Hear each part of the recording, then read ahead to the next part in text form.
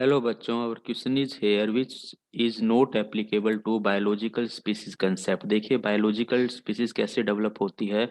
Robert mayor ने सबसे पहले तो हमें बताया था कि ना ऐसी ऐसे हमारे पास में इंडिविजुअल्स जिनके बीच में क्या हो सकता है, रिप्रोडक्शन हो सकता है, वो हमारे पास में किसके अंदर आते हैं, वो हमारे पास में स्पीसीज के अंडर में आते हैं। अब इन्होंने एक एग्जांपल दिया, जैसे हम बात करें ब्रेसिका ओलेरियसी को, गोभी की हम बात कर रहे हैं तो ब्रेसिका ओलेरियसी हमारे पास में एक स्पीसीज है, और ये हमारे पास में टैक्सोनोमिकल स्पीसीज है। क्या है? टैक्सोनोमिकल स्पीसीज है। अब क्या हुआ है, एनवायरमेंटल फैक्टर के कारण ये अलग अलग क्लाइमेट पर पहुंची, और इसके अंदर हमें डिफरेंट डिफरेंट वैरायटी देखने को मिली। और ये वैरायटी इतनी ज़्यादा डिफरेंट हो गई कि इसके अंदर हमें रिप्रोडक्टिव आइसोलेशन देखने को मिला। एक्चुअलिटी में इस रिप्रोडक्टिव आइसोलेशन के कारण ये स्पीसीज हमारी थ्री टाइप्स से डिवाइड हो गई, या थ्री टाइप्स बन गए। ब्रेसिका ओलेरियसी की बात कर रहा हूँ, बीओ से स्मॉल फॉर्म में लिखता हूँ। ब्रेसिका ओलेरियसी एक तो हमारे पास में नोल खोल बन गई।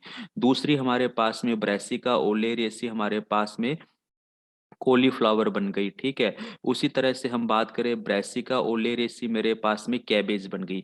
तो अल्टीमेटली कैबेज, यानी कि जिसको हमने मोर कॉमनली ब्रेसिका ओलेरेसी बोट्राइटस के नाम से भी जाना जाता है, ठीक है, जिसको हम कैबेज पत्ता गोभी कहते हैं, और ये हमारे पास में फूल गोभी है। तो ये तीन ऐसी स्पीसीज बन गई जिसकी टेक्सोनोमिकल स्पीसीज एक ही थी, लेकिन अब इनमें इतने ज्यादा चेंजेस आ गए अपने अपने एनवायरनमेंट के कारण कि इनमें रिप्रोडक्शन नहीं हो रहा। तो अल्टीमेटली ये हमारे पास में क्या हुई, ये हमारे पास में बनी बायोलॉजिकल स्पीसीज।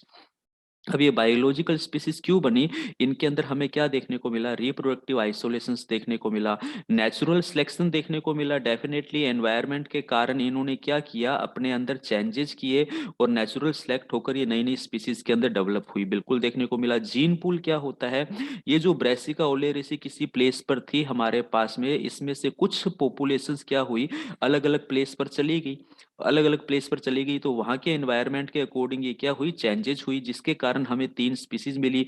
तो ये माइग्रेशन होना जीन पूल का, ये भी हमारा रीजन है, डेवलपमेंट कर देता है बायोलॉजिकल स्पीसीज को। हाइब्रिडाइजेशन यहाँ पे बिल्कुल नहीं होता है, क्योंकि ये तो हमारा क्या है, एक अगर हम बात करें तो आर्टिफिशियल हमारे पास में एक प्रोसेस है हाइब्रिडाइजेशन, जिसमें सुपीरियर कैटेगरी को हम लेकर क्या करते हैं, हाइब्रिड करवाते हैं।